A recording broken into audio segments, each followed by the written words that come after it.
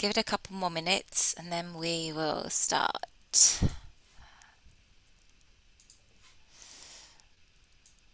It feels quite strange doing this in the morning, I have to admit.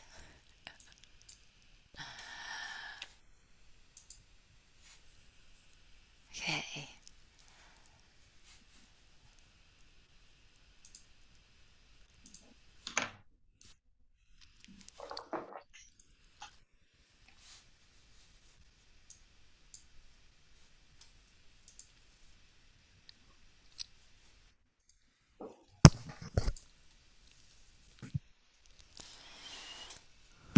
Okay. How many people do we have? We're gonna start just one more minute, I think. Can I am I being audible? Am I audible? Yeah, okay, great, thank you. A bit soft, maybe. Oh, really? Wow, that's unlike me. It's early. It's It's 7 a.m. in Singapore on Saturday morning. Still okay. waking up. Yeah, true. Is that better? Yes. Okay, great. I think I turned my volume down. Okay, great. Okay.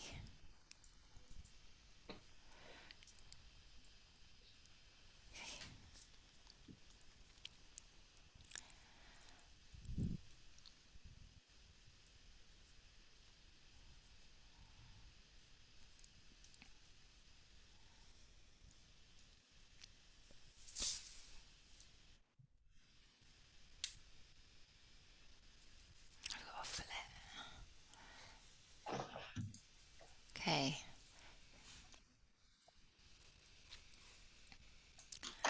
Good morning, good afternoon, good evening. Just whilst you're waiting, if you want to either kind of, some people have, if you haven't already, maybe show where you are in the world, either through renaming yourself or maybe in the chat box, please. Even if you think I know where you're from.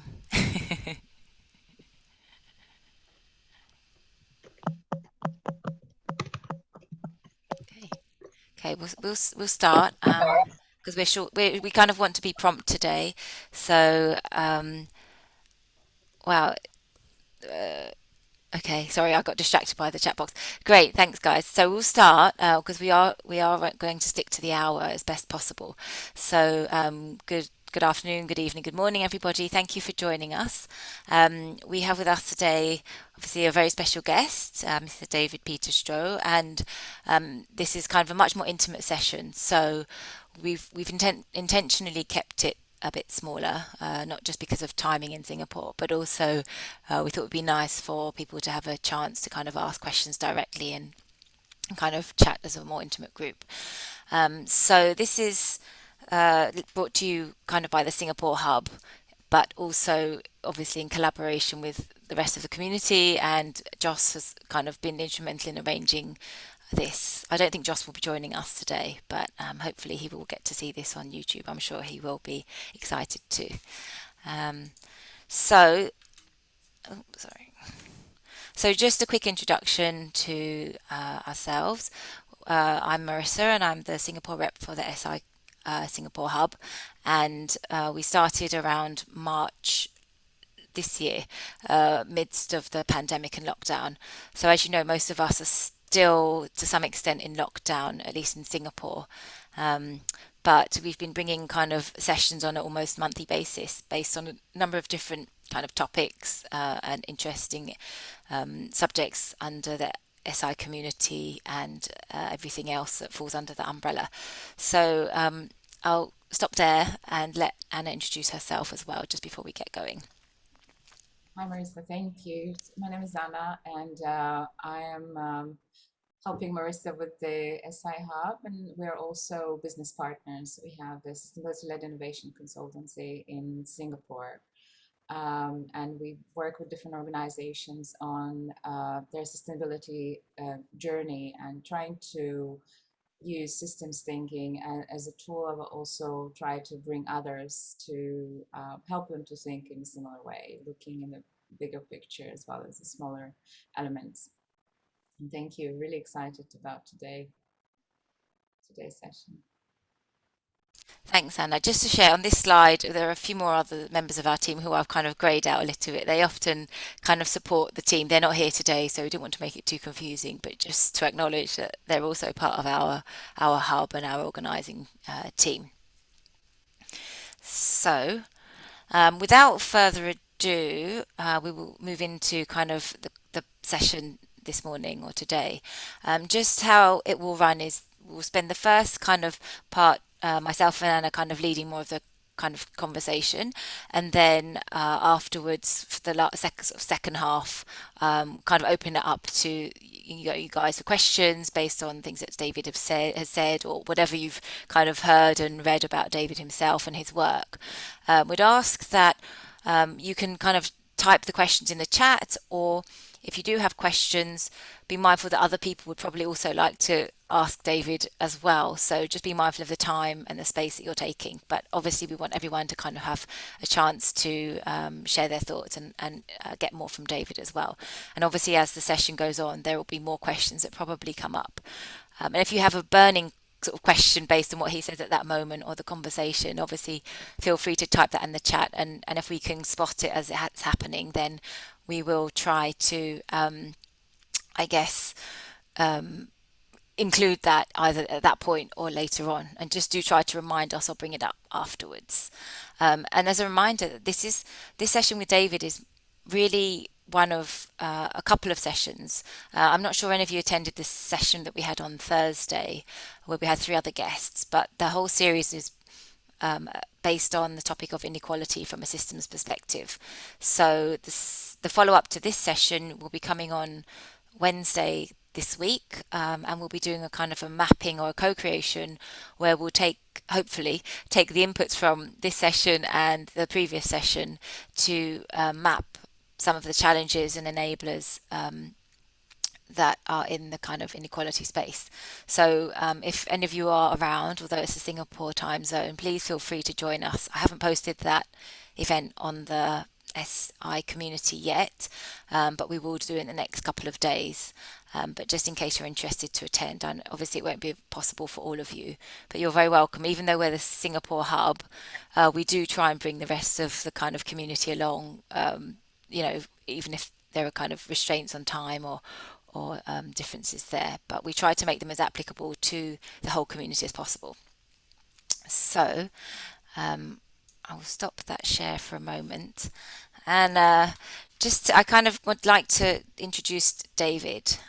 So David is an internationally recognized for his work in enabling leaders to apply systems thinking to achieve breakthroughs around chronic, complex problems and to develop strategies that improve system-wide performance over time. He has over 35 years of experience as an organisational consultant to businesses, public sector, and non-profit organisations around the world. He is not only a practitioner, but also the author of the best-selling book Systems Thinking for Social Change, a practical guide for solving complex problems, avoiding unintended consequences, and achieving lasting results. He's also the founding partner of Bridgeway Partners, and his clients have included the W.K. Kellogg Foundation, the World Bank, the Centre for Disease Control, and multinationals such as Johnson & Johnson and Hewlett-Packard. His specialties include applied systems thinking, a systems approach to social change, overcoming overload. I think we could all definitely understand that one. Leadership development, visionary planning, organizational learning, and change management. So, welcome, David. Thank you so much for joining us. It was quite a short notice, but we didn't want to miss this opportunity, so we quickly kind of arranged around this. So we really appreciate you kind of accommodating our schedule and things. So, yes, did you want to kind of say good morning or hello and just introduce yourself? Good morning. Good evening. I can see those people on the East Coast of the US and Canada. And it's a pleasure to be here. I did not know anything about the Systems Innovation Association, until recently. And it's interesting to me because another colleague in another organization said, boy, we really need to develop a global association of systems thinkers. And I discovered you folks.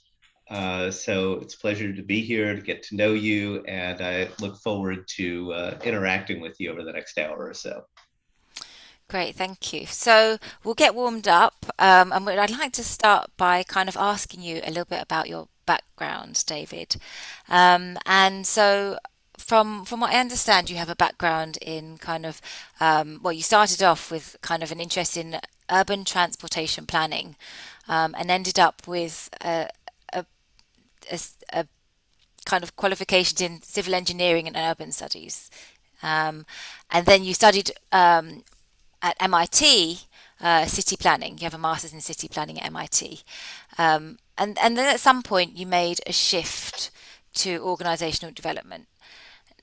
So I guess my question there is, at what point, like, were you formally taught or kind of introduced to systems thinking itself over that period of your education, or kind of where and when did you come across this kind of? Because it was still very much an early subject back then. I'm understanding, right? And a Mm-hmm. lot of it was developed in MIT. But where did your kind of initial interest in systems thinking come from? Well, I think that my interest in urban transportation planning came from my desire to connect people more effectively to each other. And I felt that urban transportation was one way of doing that. And I also believed that there was both an engineering and design component to that type of work, and also a social and psychological aspect. So when I was pointed, I guess, to the Sloan School of Management and the field of organization development, which is about connecting people more effectively within organizations and also has a lot of applicability to multi stakeholder collaborations. It actually, even though it seemed like quite a huge pivot,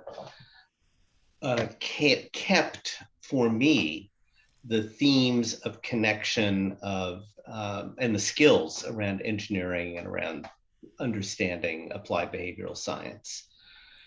I had some systems analysis courses related to transportation, but the particular brand, if you will, of systems thinking that's in my book and in other books is that came out originally of system dynamics, which was developed at MIT by a professor named Jay Forrester. And I ended up co-founding a consulting firm with several people, including Peter Senge, who was a student of Dr. Forrester. And the belief that Peter and some of the other people who had studied with Jay came to is that system dynamics was very quantitative based and sort of expert based, and that a lot of the ideas about how systems behave and how systems evolve, the non-obvious factors that govern system performance, was something that could be translated into a more qualitative set of insights that were more easily accessible and more easily usable by a wide range of people. And so I was exposed to systems thinking as it was being developed, really, at Innovation Associates in the late 1970s and the early 80s. Great, thank you. And was there a particular incident or project or thing that kind of triggered your more intentional shift to organizational development and kind of that work there? Well, the organization development work is something then that I studied still at MIT. And I guess I began to make more of a connection between organizational development and systems thinking when I subsequently worked for several years as an internal organizational consultant at Digital Equipment Corporation, which at that time was the second largest computer company in the world. I did what would normally be considered an organizational diagnosis or organization assessment for one of my internal clients, but I chose to present the insights that I had come to as a series of dynamics showing how a lot of different symptoms that this organization exhibited were actually connected. Because typical organization diagnoses are in categories. So here are the leadership issues, here are the communication issues, here are the productivity issues, and so on. And those are then approached separately, which is a very common approach to any kind of problem solving, is identify clusters of symptoms and then encourage people to address those different clusters independently. And by showing my client, in this case, how those different symptoms were connected, they were able to actually have much more powerful insights into why they were not succeeding despite their best efforts and where leverage existed in being able to shift performance across their system over time. Fascinating. Uh, and I'd like to ask you, at that time, I mean, the discipline or the kind of field was emerging, was developing, as in, as you were saying, kind of you're one of the kind of people who really kind of influenced that. How how was the kind of adoption, or how was that kind of taken by your clients? You know, kind of you trying to explain some of this to them in a world where there was no internet to proliferate ideas, or where this wasn't yet a full blown kind of topic in itself or discipline. How was that in that at that time?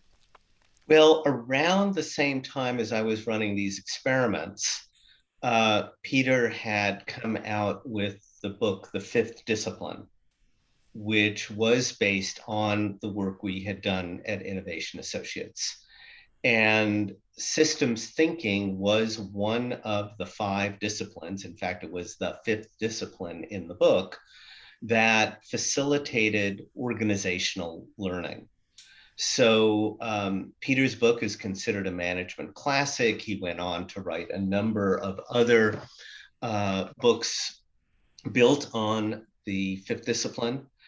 And so that work was, in fact, becoming popularized independently from what I was doing. And my, I guess, contribution that came because of my experience in organization development was how to take the principles and tools of systems thinking and embed them in a change management framework. Great, thank you. I have one more question around your kind of background, and um, it relates to, I think, your background or your family background or your upbringing in philanthropic work. I guess the question is, how much did, or did it, and to what extent, influence kind of the work that you're doing and your interest in systems thinking? Are they at all connected? You know, was it that your family or your work prior to that had seen kind of the lack of kind of understanding around systems, or was it just more around social change and kind of more of a kind of purpose and moral and ethical kind of um, place that that was coming from? I think it was more the latter. I think I grew up with values related to healing the world. Mm. And that led me to gradually and very consciously shift from applying these ideas in businesses to applying these ideas for social change. And so the focus of my practice over the past 20 years has been on helping leaders who are committed to social and environmental transformation to apply systems thinking to their work. Well, okay, just sorry, one more question that's come up because you said that. Um, and in seeing these leaders who are committed to kind of social and environmental change, have you generally seen that they already have this notion of systems thinking, interconnectedness, interdependence kind of existing, or are they aware of this? You know, there's some people just, I just want to do good. And there are some people who say, oh, I want to do good because the next layer is, you know, we are all affected by social and environmental issues. So in your work with leadership, have you seen that many people or many of these leaders have already got this idea in about systems and kind of, you know, being connected, or is it something that's very new to them as an idea? Well, I think they have learned it through experience, um, though usually not necessarily, through any academic channel. And they've learned it through experience because one, they recognize that whatever issue they're working on is intrinsically tied to other issues. So if we're helping people move out of poverty, for example, poverty has a environmental and housing and living environment dimension to it. It has a family dimension to it, an educational dimension, and economic dimension, and all of those are connected. And even if you're, let's say, committed to housing, you inevitably have to recognize the family issues that people have when they don't have good housing, or the educational challenges to move into better housing and the economic challenges. So, one, through experience, they recognize that they can't do it alone. Mm. And they then need to work with other people who touch into different parts of this much more complex whole. So I think they're very aware of interdependence as something that they need to address, that they may not know how to do that. Mm.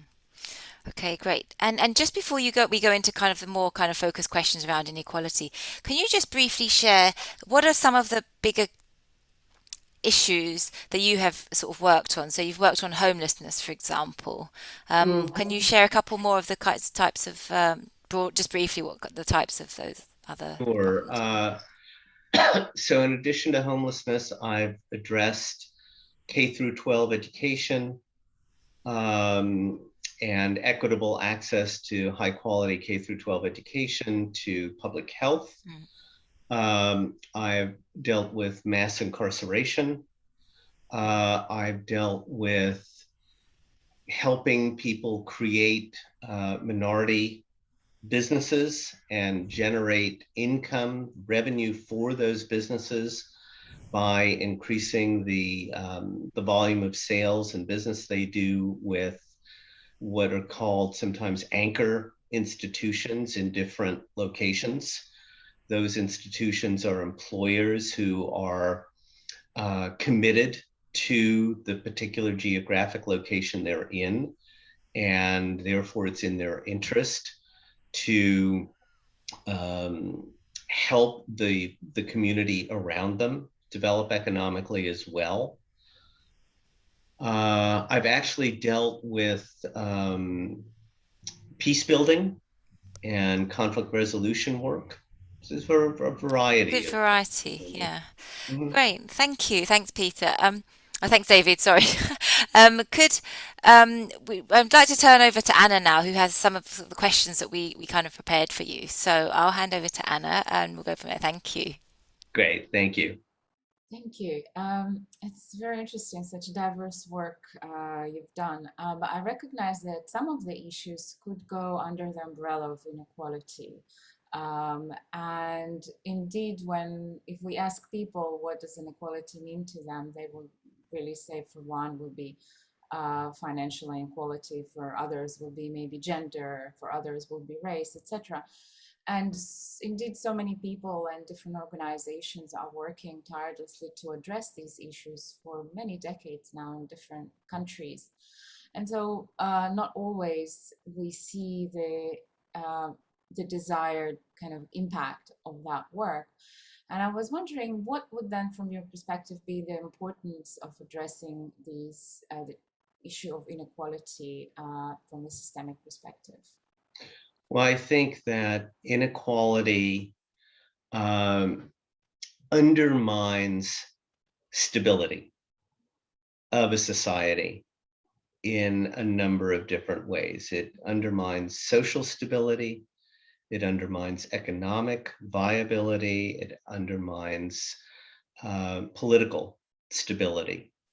And we're seeing that certainly in the extreme in the US now, but we've also seeing it in other democracies where nationalist and populist movements in developed countries are really threatening the fabrics of those countries. So to me, the reason that it's important to be interested in this, in addition to just not wanting to see people who are so destitute and believe that, as one author put it, there is a difference between biological poverty and social poverty, between our literal ability to, for example, feed people and our political will to feed people. So to me, it's a very, very critical issue. And it manifests in lots of different ways. As you said, it manifests through income and wealth. And those are important differences. I mean, part of it is salaried income, but more critically is invested savings, capital. And it shows up in racial conflicts. It shows up in political instability as well. Thank you. So there's both an ethical issue here and very practical issues for anyone in a society. Yeah, I very much agree. I was wondering if you can help us to allude to how can we help others to see this interconnectedness between different issues. What you've mentioned you did with organizations, showing them in dynamic kind of presentation how different manifestations, different symptoms are actually connected. How can we see and really identify the root causes of inequality? Well, I believe that one of the root causes of inequality is a dynamic that exists in all societies that in sometimes called a systems archetype or a classic structure that appears in a wide variety of different social systems. And that particular archetype or story is called success to the successful, or the rich get richer and the poor get poorer over time. There is a tendency that is not even attributable just to capitalist societies or any other particular economic structure. I mean, you see the same thing in communist societies, in traditional societies, the tendency for the rich to get richer and the poor to get poorer. So the one point is that tendency exists. And the real question is, do people, and particularly the more elite in the society, the richer people, take that imbalance seriously and decide that it's really in their interest as well as everybody else's interest to redress that imbalance over time through social safety nets, through progressive taxation, through increased voter access, whatever the mechanisms we have to rebalance resources over time in a society can either be consciously applied to help ensure a better level of balance, or the elite can decide to basically hoard as much as they can and concentrate as much power and wealth in their own hands as they can. And those, I believe, are competing factors.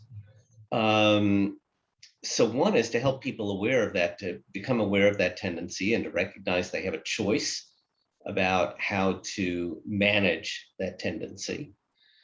And in terms so what happens is basically you have a virtuous cycle, an engine of growth that favors people with access to more resources, and a vicious cycle that tends to make it harder and harder, actually, for disadvantaged people to gain a foothold and move into the middle class on the other side of that same coin.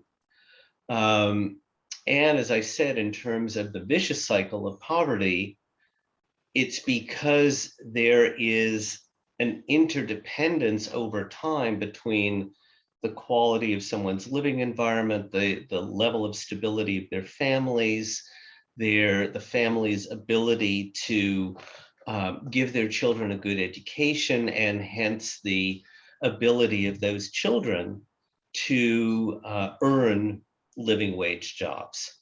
And without those living wage jobs, they end up in the next generation then resigned to live in poor, often segregated housing in more dangerous neighborhoods. And so that vicious cycle continues. And I have offered that insight to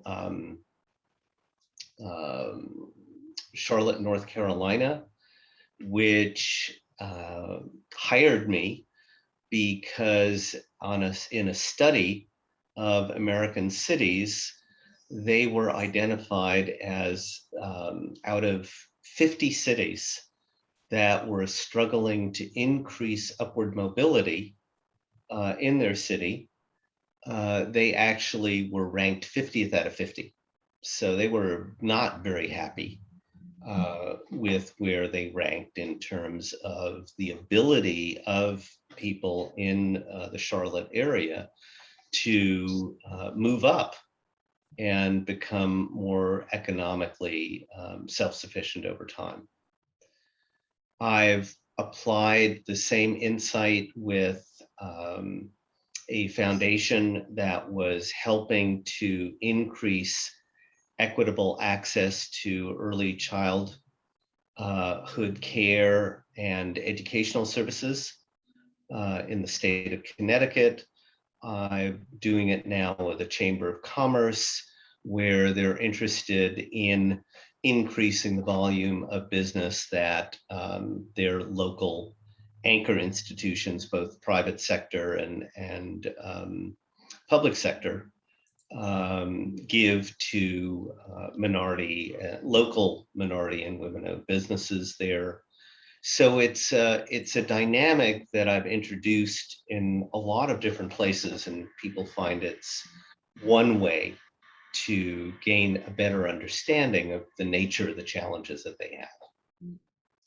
That's very interesting, because what comes to mind is also that a lot of this, what underlies it are our beliefs and assumptions, of course. And if we've ever tried to change anyone's mind about their belief or perceptions, that seems like an impossible task. So maybe I have, it's a kind of one question that has two sides, or maybe two questions in one. is that how would you recommend, or how do you go about trying to kind of shift people's perspective? What was effective in your experience to try to do that? And the other part actually is living in Singapore is a society that is based very strongly and rooted in meritocracy. And that idea of if you work hard, you can succeed and anyone can.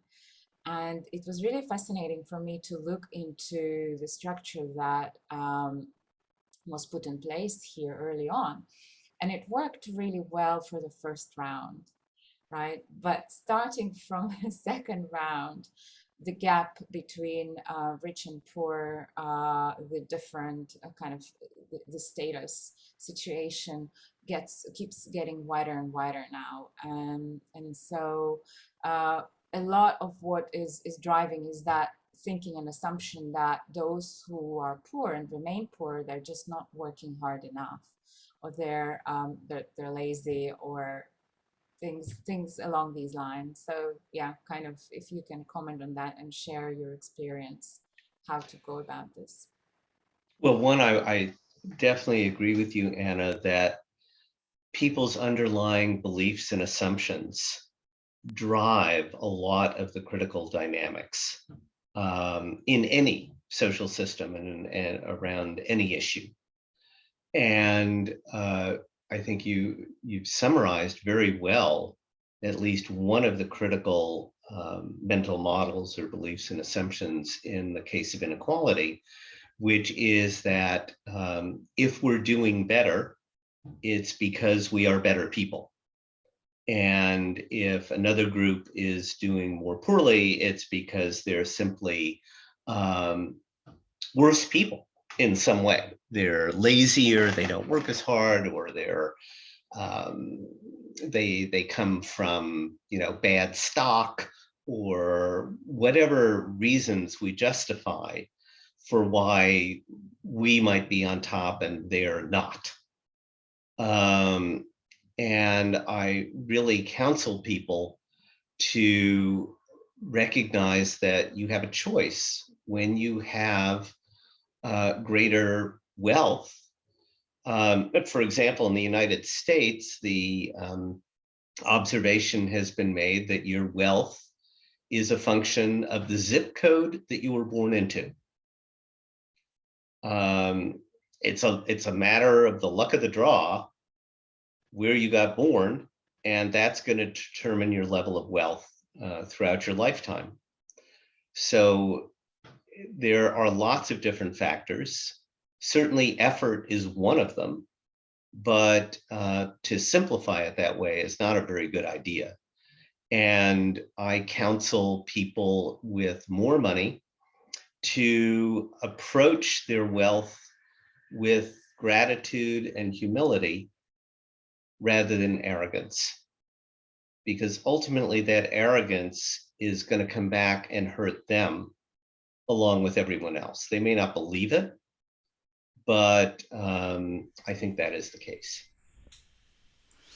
Thank you. That was very interesting and insightful. And we could, of course, go on and on, but I think would like to open the floor to audience.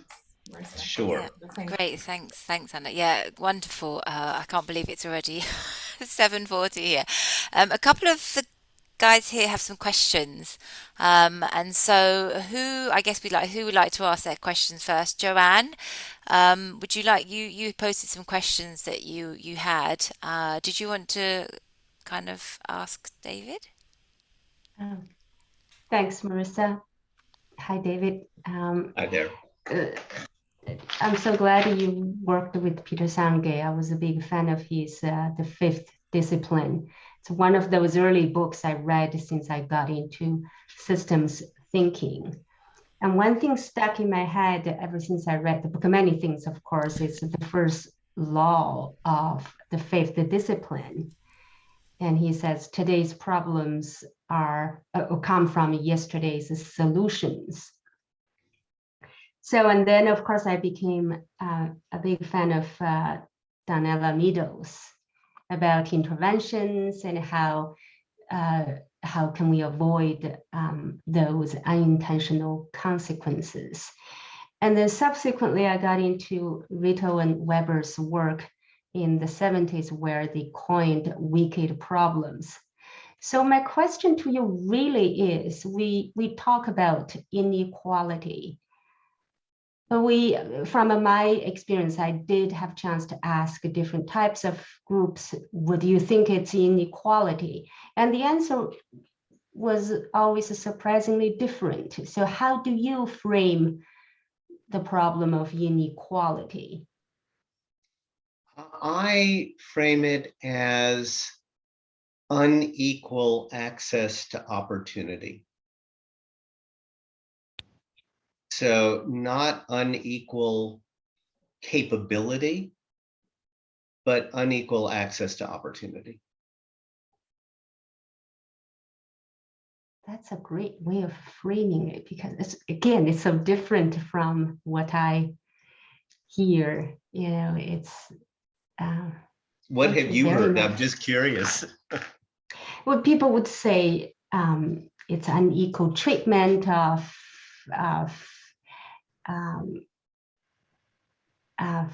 things, and it's all sorts of things, and they tend to come from different areas of disciplines. Say if we're talking about food systems, and they talk about food inequality, and then if we talk about health systems, we talk about health outcome inequality.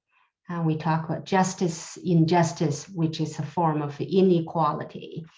And then we also clearly talk about financial inequality, who's rewarded, who's not. I think links to what you said, the success breeds success, and then if you're poor, you tend to stay in there. Of course, it's always closely connected to poverty and housing, the inequality, unequal access to housing, to affordable housing. Mm-hmm. Yes, that's helpful. Thank you. But thank you. Marissa, I want to give other people a chance of asking questions. I do have other questions, and thank you for a really interesting talk.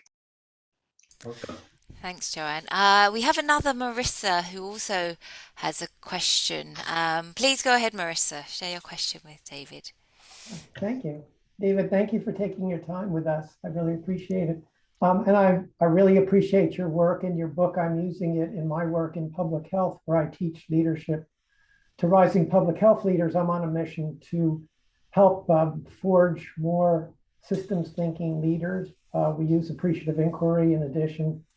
And there's a lot of work to do, but I'm a person who spent a lot of time in pandemic planning and response in government. And unfortunately, COVID has demonstrated so many of the patterns that you've written about in your book, accidental adversaries, and obviously the issues around success that you just mentioned. I really appreciate those dynamics. My question, though, relates to the critical role of our political decisions as upstream drivers.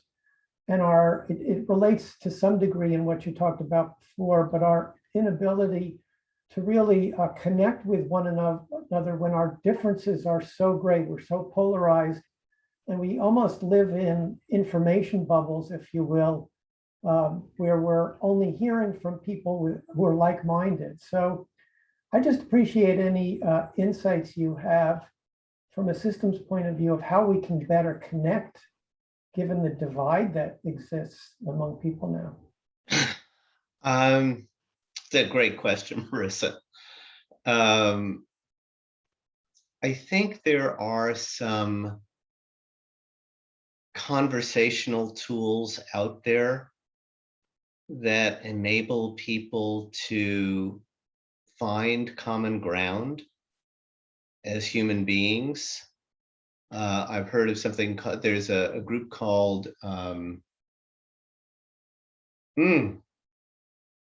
what is it called? Braver Angels in the US. Yes, I've heard of that. Yes. There's another group around here, at least called Living Room Conversations. There's the Public Conversations Project out of the Boston area. I've heard of purple cafes. So at least there are ways in which smaller groups of people on extremely conflicted sides of an issue come together just to get to know each other as people, and not so much to convince each other that their point of view about the world is right, but simply to help people understand their life experience and how they've come to the points of view that they have.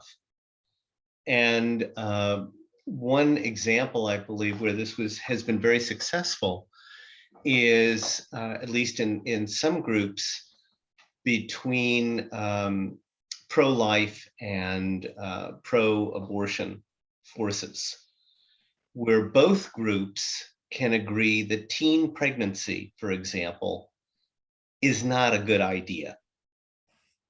And whether you don't like it because you're a progressive or you don't like it because you're a conservative, you don't like it.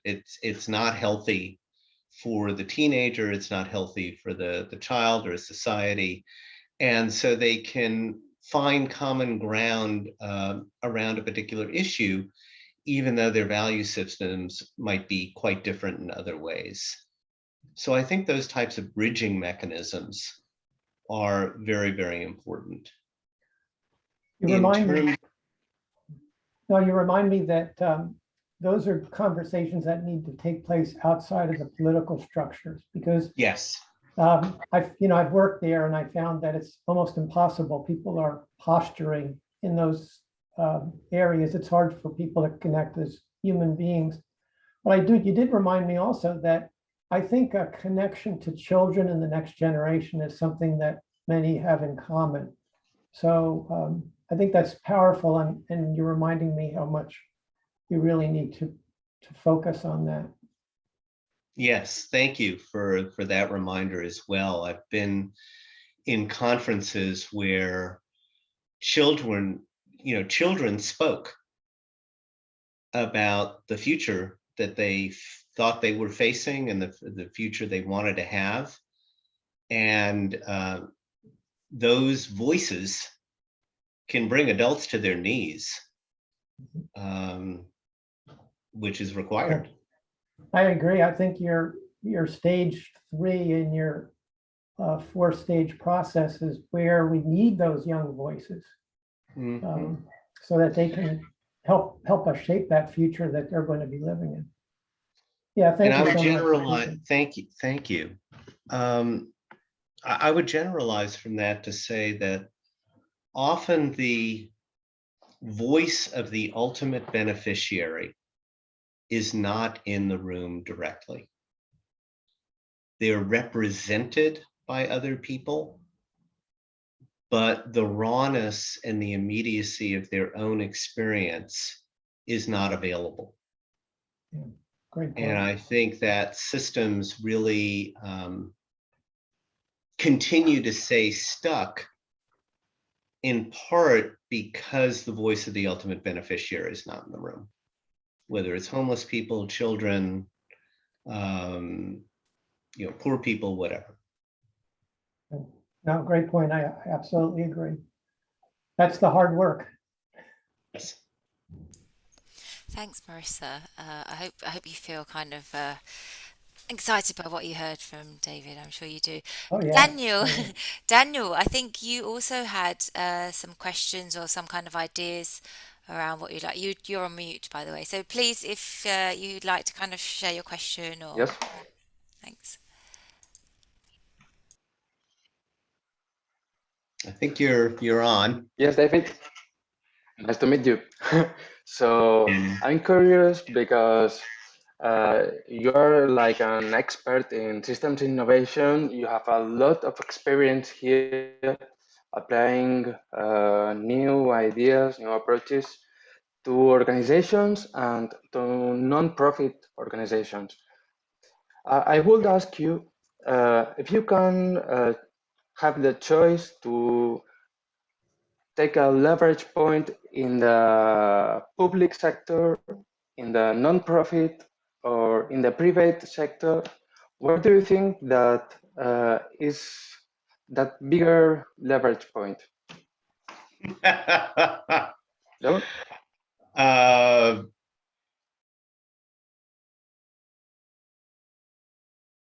It's a very interesting question. I'm not sure that I have a good answer for it. I think, always the safe answer is it depends on the nature of the issue, where the power lies, where the potential for power resides. And I'm a very strong believer in multi-sectoral collaboration.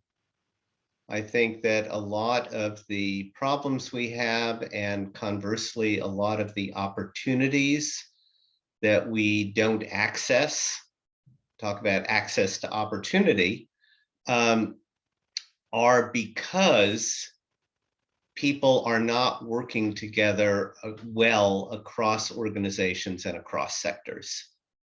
So to me, the leverage is in improving the relationship, among other things, in improving the relationships among those different parts, rather than trying to strengthen any one part by itself.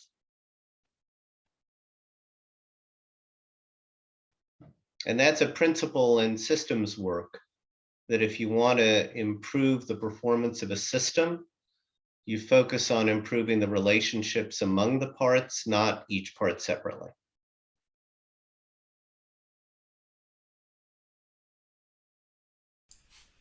Daniel, Hope that helps. Thank you. Daniel, did you have any further question, Daniel? Maybe I think that there is some kind of how do you say, people that is not going to give some kind of benefits. So in this kind of situation, it's really difficult to take them and say, hey, you can share, you have a lot, you can do something with us, we can work together, because they are more like to, hey, you don't, no necesitas mi ayuda. I don't know how to You don't say need it in help. English. You But don't need help. you need my help. You can. You were mentioning this. Yeah.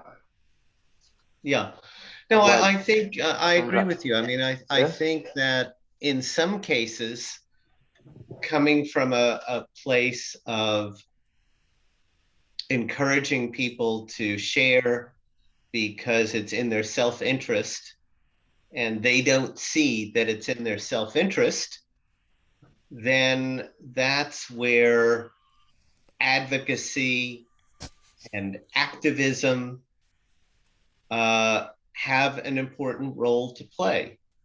I mean, in the environmental world, there's the environment, for example, there's the Nature Conservancy on the one hand, and there's Greenpeace on the other.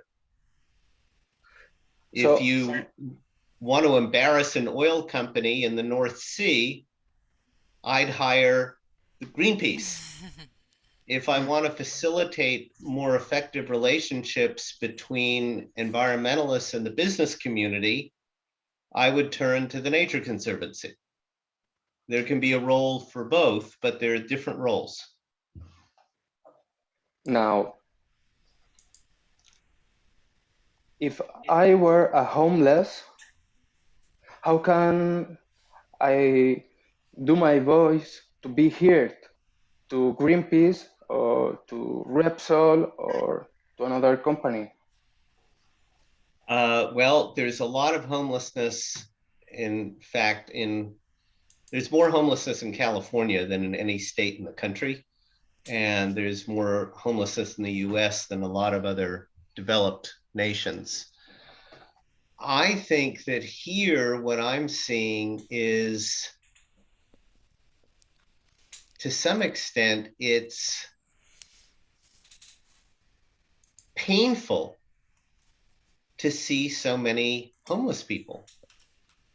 And there are enough people who see the incredible inequality in terms of access that it upsets them. Now, the key answer to homelessness is sufficient affordable housing, often with support services for those who are mentally ill. And slowly, there is more and more pressure in California for more affordable housing, in part because the lack of it hurts the economy, not just the homeless people. And so there needs to be a number of different reasons, if you will, to make a certain kind of investment. And I think that as much as I'm a believer in root causes, I think there's also importance in identifying enough reasons, and often different reasons for different stakeholders, as to why they should care about an issue. Great, thank you. Thanks. Sorry, Daniel, we are Okay. almost at time, but thank you for this. We've got one last chance for a quick question. If not, I have one more question, and then we have a closing. So, any last questions?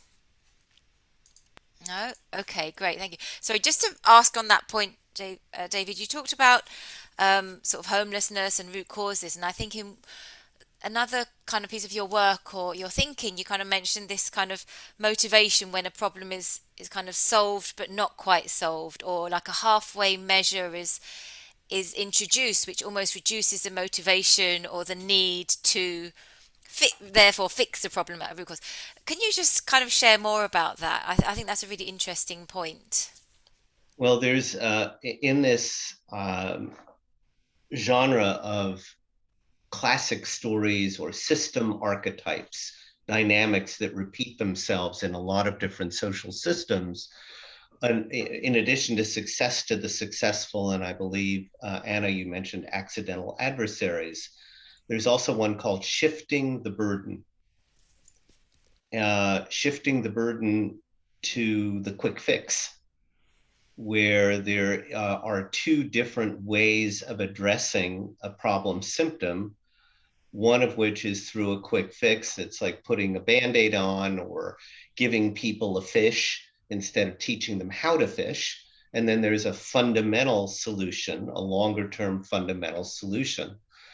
And the tendency that we have as individuals, as collectives, is to rely on the quick fix, because at least temporarily, it reduces the problem symptom. And it's only over a period of time that our then failure to implement the more fundamental solution leads the problem symptom to be worse again, in which case our tendency is to depend more on the quick fix and actually less again on the fundamental solution. This is the core dynamic of addiction, that people literally become addicted to quick fixes. In the homelessness case, I and my colleague Michael Goodman identified shelters, temporary shelters, which is the predominant way of dealing with homelessness, is through the shelter and emergency shelter process, as a quick fix to a problem that really requires a more fundamental solution of providing permanent, affordable housing with, as I said, support services where necessary, as a way of actually ending homelessness. And that the dependence on shelters leads to a system where everybody is committed to helping people cope with homelessness, but actually not end it. And so often we're faced with a choice. Is our commitment to actually solve a problem for once and for all, or is it to cope with it in the hopes that eventually it'll take care of itself, which of course it doesn't. And I think that's what you're referring to. Yeah, yeah, definitely. Yeah, thank you. Yeah, you got it. I know my questions are a little bit kind of round the houses sometimes, but thank you. So I guess in closing, I'd like to ask you one last question.